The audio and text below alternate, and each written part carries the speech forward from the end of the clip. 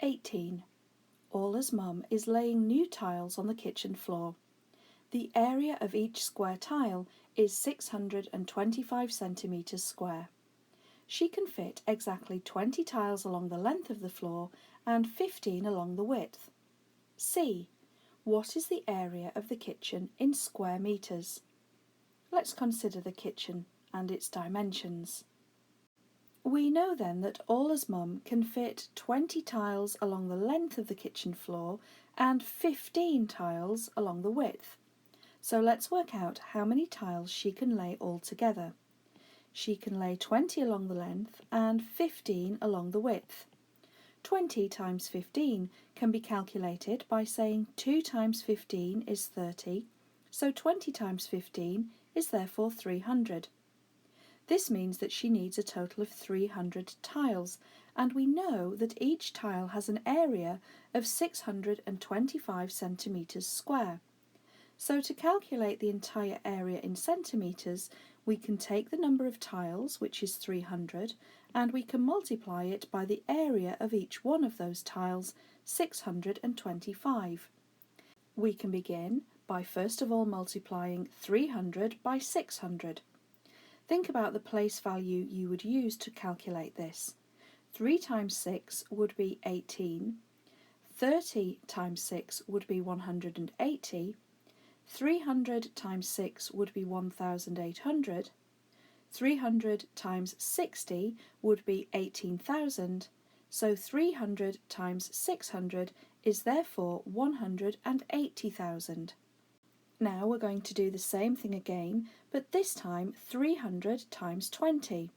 So we can start by saying 3 times 2 is 6, so 30 times 2 would be 60, 300 times 2 would be 600, so 300 times 20 is therefore 6,000.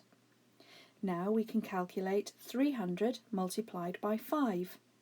3 times 5 is 15, so 30 times 5 would be 150, and 300 times 5 is 1,500. We can now add all of those together. You may be able to do this mentally. First of all, if you said that 6,000 plus 1,500 would give 7,500, all you would then need to do is add that to 180,000. So we would have 187,500 centimetres square. This is the total area of the kitchen floor in centimetres square, but the question asks us to give it in square metres. You may think that this is a simple case of taking the answer we have here and dividing by 100. After all, there are 100 centimetres in a metre. However, think about a square metre. A square metre is formed by 100 centimetres multiplied by 100 centimetres. This gives a total of 10,000. So we can say that there are 10,000 square centimetres in every metre square, not 100. And therefore, to give our answer in square metres, we are going to need to divide this number by 10,000. It means then that each digit in the number will have to move 1, 2, 3, 4 places to the right. So the 0, which is currently in the units column, and let's imagine the units column like this, will move 1, 2, 3, 4 places to the right and now be here. This 0, which is here in the tens column, will do the same thing.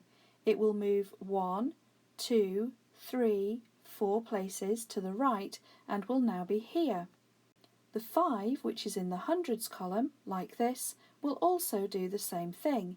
It will move 1, 2, 3, 4 places to the right and will now be here, like this. Then the 7 will also move 4 places. It's currently in the thousands column. 1, 2, 3, 4. So you can see it's in the tenths column. The 8, which is currently in the 10,000s column, like this, will also move 4 places to the right. 1, 2, 3, 4, and be in the units column.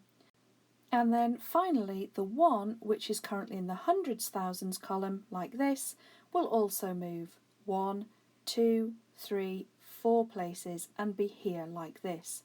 You can see that the numbers do not change order and no zeros are inserted in between them.